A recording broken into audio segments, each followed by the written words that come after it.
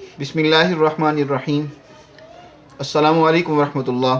عزیز دوستو، آج ہم جس بیماری سے متعلق بات کرنا چاہتے ہیں وہ ہے بیماری وجع المفاصل کی، جوڑوں کے درد کی بیماری۔ آج ہمارے معاشرے میں یہ بیماری بھی بہت زیادہ عام ہوتی جا رہی ہے، اور اس کے اہم اسباب میں سے ایک سبب یہ ہے کہ ہماری غذا اور خوراک، اس میں زیادہ تر ٹھنڈے مشروبات شامل ہیں اور چٹپٹی چیزوں کا استعمال، کڑھائی گوشت، کباب وغیرہ، یہ ہماری زندگی میں بہت زیادہ ہے۔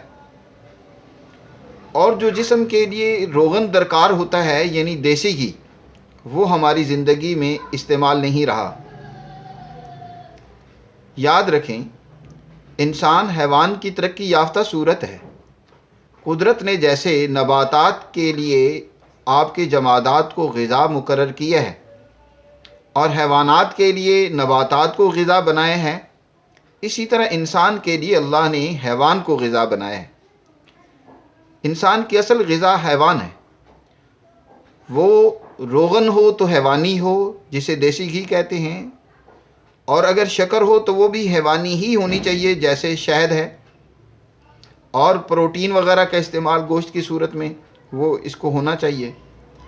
لیکن آج اس مہنگائی کے دور میں لوگوں نے دیسی گھی کا استعمال بالکل چھوڑ رکھا ہے، جس کی وجہ سے ہمارے جسم کے اندر خشکی بہت زیادہ ہو جاتی ہے۔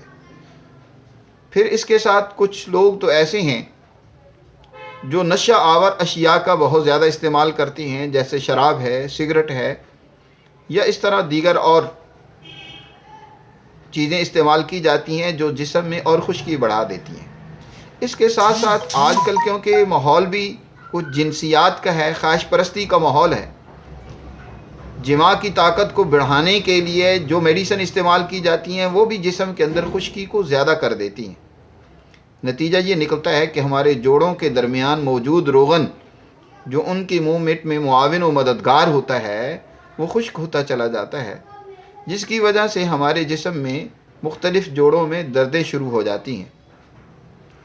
اس کا ایک علاج تو یہ ہے کہ ان تمام چیزوں سے پرہیز کیا جائے، اور دوسرا دوائی، ایک چھوٹا سا آسان نسخہ میں آپ دوستوں کی خدمت میں پیش کرتا ہوں، اس کو استعمال کریں، انشاءاللہ بھرپور فائدہ ہوگا۔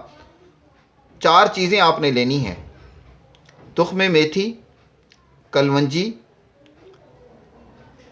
اور اس کے ساتھ آپ نے لینا ہے اجوائن دیسی، اور چوتھی چیز آپ نے لے لینی ہے پودینہ۔